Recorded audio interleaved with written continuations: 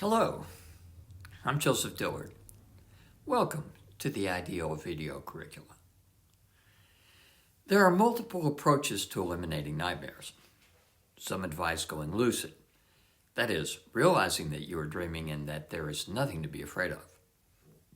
Other approaches recommend controlling the threatening entity or situation, building your confidence by defeating an opponent or overcoming some obstacle, like a fire or a fall. Some approaches recommend changing dreams so that threats become allies or neutral. All such approaches have one thing in common. You are to act based on your perception that there is a threat. Integral deep listening interviewing generally eliminates nightmares in one session. The waking nightmares of post-traumatic stress disorder are typically eliminated in something between 1 session and 6. It does so by listening to characters in the nightmares in a deep and integral way. Integral deep listening is different from many approaches to dealing with nightmares in that it questions 3 common assumptions: that there is a threat, that our perception of what is going on in the dream is sufficient and appropriate foundation for action, and that our intervention designed to dispel the nightmare is appropriate. That's based on the idea that eliminating the nightmare is necessarily good. Is it? How do we know? If we are eliminating the nightmare without hearing and respecting why it occurred in the first place, we aren't learning why it arose. What have we learned to keep it from returning in some other form, other than to master the art of repression?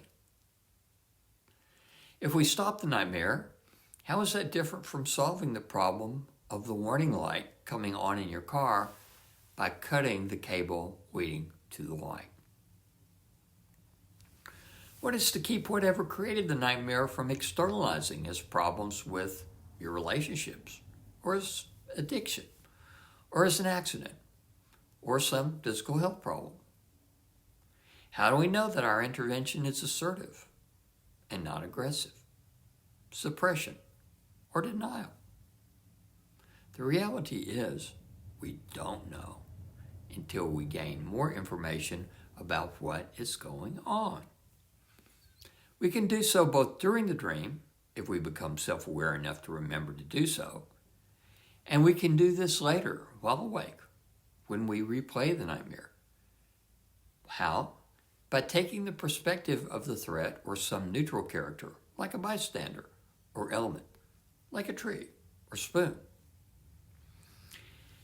In the example of reading back an interview included in this video curricula, actually there's 2 examples, extraterrestrial attack and also the soldier nightmare, we have examples of interviewing a perceived threat.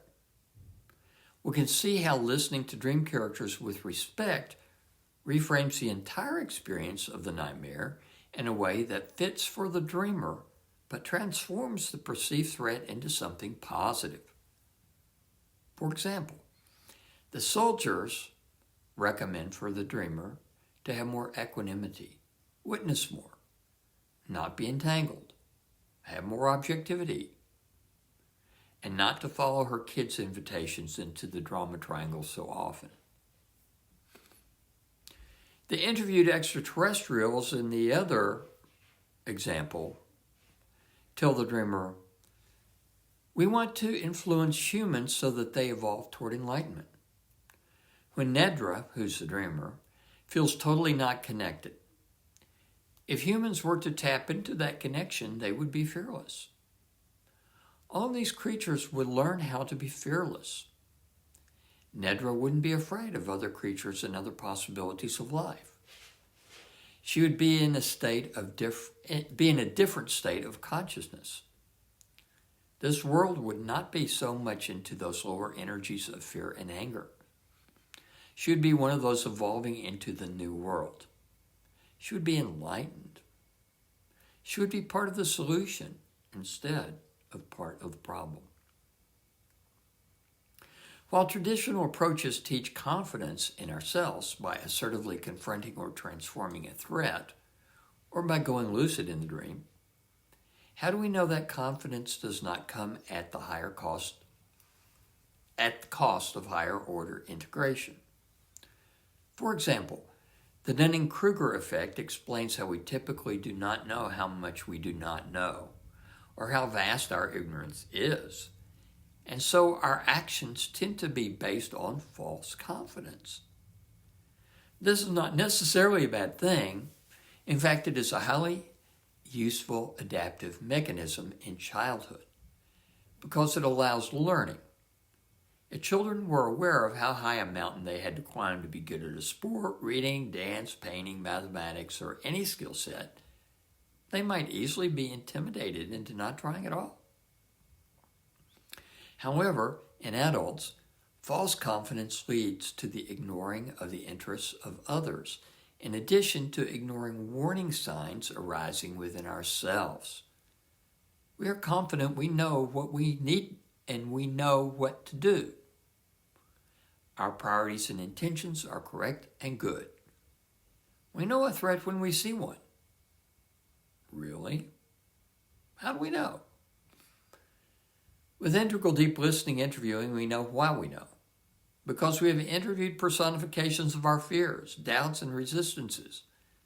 We have listened to our defense mechanisms and thereby diffuse them so that we can move out of defense and false confidence and into an open receptivity to the feedback of both our social and intrasocial collectives. Most approaches to dealing with nightmares are expressions of our addiction to being in control. But we represent only one perspective within the multiple perspectives within any dream or nightmare. How is it that one perspective can claim to accurately know and respond to the other perspectives? In order to diffuse a nightmare, you have to surrender control and become one or more other perspective in the nightmare. That means you have to surrender your confidence that your perception of the dream is correct. You have to suspend your need to be in control in order to gain more information through interviewing alternative embedded perspectives, such as a monster or fire truck. That's what the IDL interviewing protocols are designed to guide you through doing. I have made videos in this curriculum for interviewing the dreams of adults, adolescents, and children. Simply go to the format of your choice, listen to the questions, and write down your answers. Compare your understanding of your nightmare before the interview to how you understand it after interviewing one or more dream character. What you are likely to find is that your assumptions about the nature of the nightmare missed important elements of what was going on. How come? Essentially, the reason is that your perspective, that of the dreamer, or dream self, in the dream, and then later upon waking and thinking about the dream, is only one perspective of multiple authentic and relevant perspectives that are embedded in the dream. Like the famous blind man and the elephant, you have hold of the tail, leg, or tusk of the nightmare and assume that you therefore understand what the nightmare is about. Perhaps you do, but you cannot be sure until you consult with other blind men, other embedded perspectives in the nightmare. When you do, your perspective will be broader, more inclusive, more balanced, less reactive, and more responsive. It will be more objective and clear because you will be more out of your own way.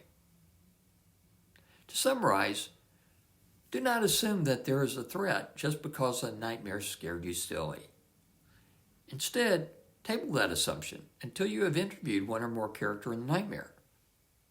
Second, do not assume that your perception of what is going on in the nightmare is a sufficient and appropriate foundation for action within the dream or forming opinions about it. Instead, assume that your perception is partial and that you need more information from those sources that are most likely to have an informed opinion. That is, other dream characters.